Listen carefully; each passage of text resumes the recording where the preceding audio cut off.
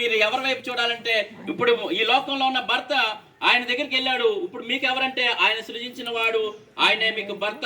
ఆయన ఎవరంటే సైన్యములకు అధిపతి యగు యెహోవా అని ఆయనకు పేరు. ఆయన ఎవరంటే యెహోవా అనేసి దేవుని వాక్యం సెలవిస్తా ఉంది. తర్వాత అదే 102 వారిని ఆయన ఎవరిని ఆదరిస్తాడంటండి? తండ్రి కొన్ని బాధపడతా ఉన్నారు కదా, మా ఆదరణ అంతా మీకు పని చేయదు, మిమ్మల్ని ఆదరించడానికి ఆ దేవుడే మిమ్మల్ని ఆదరించాలి. మేము ఎంత మిమ్మల్ని ఆదరిస్తూ ఉంటాను, మీకు దుఃఖం అంత ఎక్కువ అవుతా ఉంటది. ఆయన ఆదరిస్తే మాత్రం మీ దుఃఖము తగ్గుతుంది, మీ దుఃఖ దినములు సమాప్తం అవుతాయని ఆయనే చెప్తా ఉన్నాడు. అందుకోసమే ఆయన ఏమంటున్నాడంటే, ఆయన తండ్రి పరలోకం ఉంది, ఆ పరలోకము అది ప్రతి ఒక్క ముత్యముతో కట్టబడింది, అక్కడ అందమంగా ఉంటది. ఆ పరలోకంలోని మనమందరం కూడా ఆయనతో కలిసి ఆనందించే రోజు ఒక రోజు ఉంది. మన ముందు నిద్రించిన వారు తర్వాత మనం కూడా ఆ సన్నిధిలోనికి వెళ్తామని దేవుని వాక్యం మనకి సెలవిస్తా ఉంది. 16వ వచనాన్ని మొదటి దశలోనికి వారు మొదట లెగుస్తారు. ఏమండి, ఇది ఇక్కడే కాదు, ఇది ఇక్కడే బైబిల్ కాదు, ఇది మన ఆంధ్రప్రదేశ్దే కాదు, ఇది మొత్తం ప్రపంచ దేశాల్లో అన్ని దేశాల్లో ఉన్నది. నేను చదివిన వాక్యము అన్ని భాషల్లో కూడా ఉంది. ఇది ఇక్కడదే కాదు, ఇది అన్ని చోట్ల ఉన్నది. ఈ మాటలు చాలా విలువైనవి. ఈ మాటల్లోని చూడండి, అక్కడ చెప్తున్న మాటను మీరు చూడండి. 16వ మృతులైన వారు మాత్రమే మొదట లెగుస్తారు. ఆయన ఎవరంటే ఆయన సృష్టికర్త.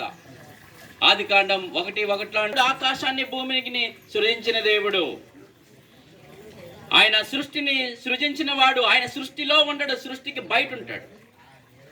ఆయన ఎక్కడ ఉంటాడండి? ఆయన సృష్టిలో ఉండడు. మనం చాలాసార్లు సృష్టిని పూజిస్తాం. సృష్టి ఏదో దేవుడు అనుకోండి, సృష్టి దేవుడు కాదు. సృష్టిని సృజించిన వాడు ఒకడున్నాడు, ఆయనే యేసు ప్రభు.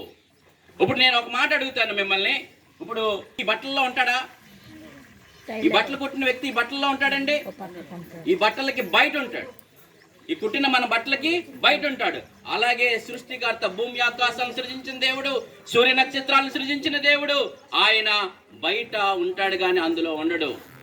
అందుకోసం ఆయన అన్నాడు, ఆయన భూమి ఆకాశంలో సృజించిన దేవుడు అనేసి దేవుని వాక్యము సెలవిస్తా ఉంది. భూమి ఆకాశాలను సృజించే దేవుడు.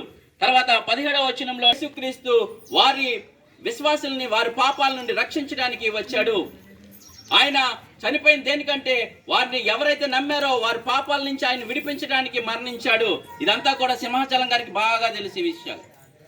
ఆయన ఏమి ఇప్పుడప్పుడు వ్యక్తి కాదైనా 79 సంవత్సరాలు ఆయనే దేవుణ్ణి నమ్ముకున్నాడు. ఆయనే అప్పుడులోనే దేవుణ్ణి నమ్ముకొని ఉన్నాడు. ఆయనలో ఎంత జ్ఞానం పెట్టాడో దేవుడు. ఆయన ఎన్నో విధాలుగా పరిచర్య చేసిన విషయాలు మాతో పంచుకుంటున్నప్పుడు మాకు అర్థమవుతా ఉంది. మేము ఆయన ముందు మేము ఇంకా చిన్నవాడినే నేను చెప్పాలంటే, ఆయన పరిచర్య ముందు చెప్పాలంటే మేము ఇంకా చిన్నవాళ్ళమే. మరి ఇంకా ఆలోచన చేస్తా ఉంటుంటే, మేము వారితో కూడా ఏకముగా ప్రభువును ఎదుర్కొన్నటకు ఆకాశ మండలమునకు మేఘముల మీద కొనుపోబడదు. ఎలాగెళ్తామంటండి? అక్కడ ఆకాశ మండలం ఈ 50 kgs లేదా ఈ 60 kgs లేదా ఈ 100 kgs వెయిట్ ఒక్క పాట రెప్ప పాటలో మనం ఏమైపోతామంటే మేఘాల మీదకి వెళ్ళిపోతాం. అంటే ఈ వెయిట్ లెస్ అయిపోతుంది మన బాడీ అంతా, ఆయనతో పాటు మనం వెళ్తాం. అంటే ఆయన చెప్పాలంటే ఒక ఆకర్షణ. ఆయన ఇప్పుడు మనం ఎక్కడైతే మ్యాగ్నెట్ ఉంటుందో, మ్యాగ్నెట్ చుట్టూ ఇనుము ఎలాగైతే ఆకర్షించుకుంటుందో, ఆయన ప్రజలను ఆయన అలాగే ఆకర్షించుకుంటాడు. వారు అందరూ కూడా ఆయనతో కలిసి మధ్యాకాశంలోని వాళ్ళందరూ ఏం చేస్తారంటే విందు చేస్తాం.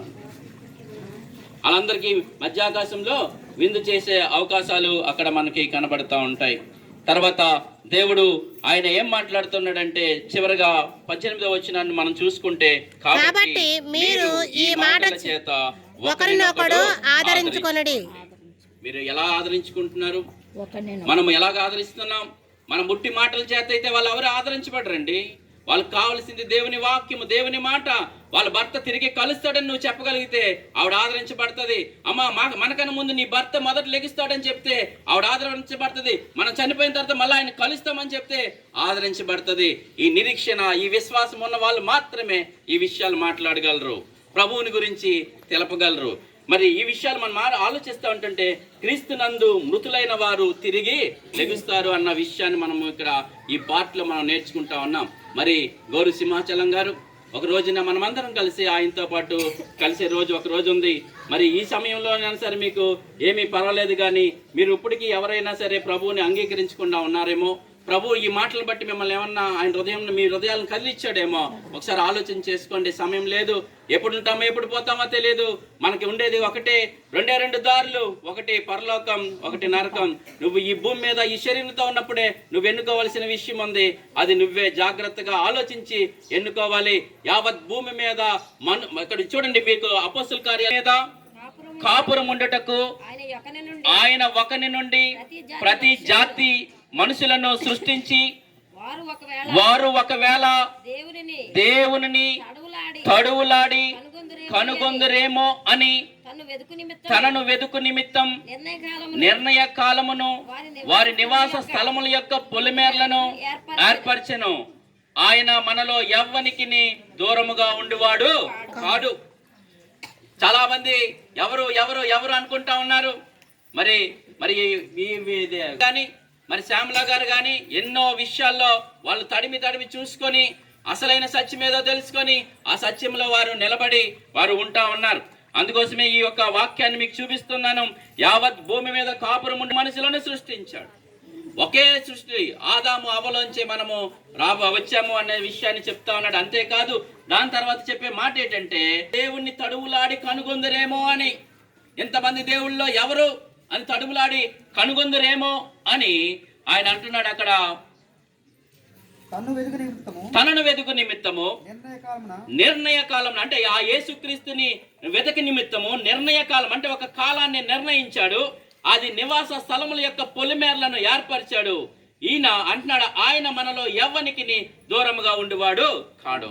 ఈ సమయంలో నేను అంటున్నాను ఏంటంటే ఈ గోరు సింహాచలం గారు కుటుంబానికి నేను చెప్పేది ఏంటంటే మీరు మీ తండ్రి దారిలో నడుస్తా ఉన్నారా, మీ తల్లిదండ్రుల దారిలో నడుస్తా ఉన్నారా, మీరు ఎవరి దారిలో నడుస్తా ఉన్నారు? అది మీరు ఏదైనా సరే ఆలోచించుకోవాల్సిన విషయం మీది. మేము చెప్పవలసిన మాత్రం మేము చెప్తాం, అది నిర్ణయం తీసుకోవాల్సింది మీరు. దేవుడు ఈ మాటలు మీ వినికిల్లో దీవించునుగాక.